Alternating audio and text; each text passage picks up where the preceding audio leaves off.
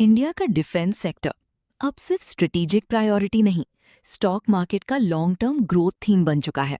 और इसी थीम का एक बड़ा नाम है भारत इलेक्ट्रॉनिक्स लिमिटेड, जिसे मार्केट अब क्लोजली ट्रैक कर रहा है।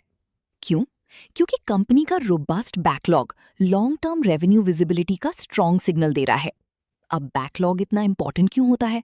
सिंपल, बैकलॉग मतलब ऑलरेडी सिक्योर्ड फ्यूचर ऑर्डर्स, यानी आने वाले सालों की रेवेन्यू पाइपलाइन काफी हद तक विजिबल होती है।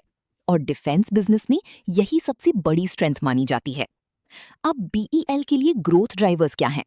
सबसे बड़ा फैक्टर, इंडिया का rising defence capex cycle. Government लगातार फोकस कर रही है। Indigenous defence manufacturing, modern electronics, surveillance systems, missile and radar technologies, और बीईएल इन थीम्स के सेंटर में बैठा है। लेकिन इंटरेस्टिंग बात सिर्फ डिफेंस ऑर्डर्स नहीं है, कंपनी डाइवर्सिफिकेशन भी बढ़ा रही है। यानी non defence electronics, railways, aerospace, smart infrastructure जैसी सेगमेंट्स में भी अपॉर्चुनिटीज तलाश रही है। मतलब ग्रोथ स्टोरी सिर्फ वन सेक्टर डिपेंडेंट नहीं रहना चाहती।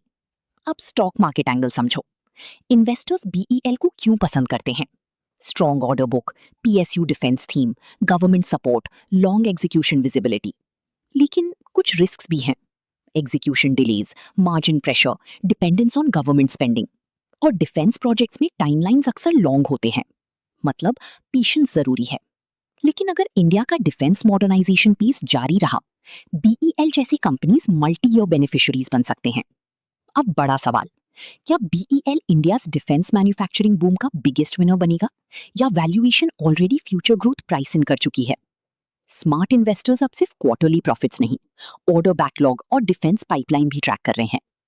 ऐसी ही sharp defence and market insights के लिए फॉलो करो और कमेंट में बताओ, डिफेंस बूम अगर तुम्हें लगता है डिफेंस स्टॉक्स का रैली जारी रहेगा, या वैल्यूएशन रिस्क अगर तुम्हें लगता है स्टॉक्स ऑलरेडी एक्सपेंसिव हैं।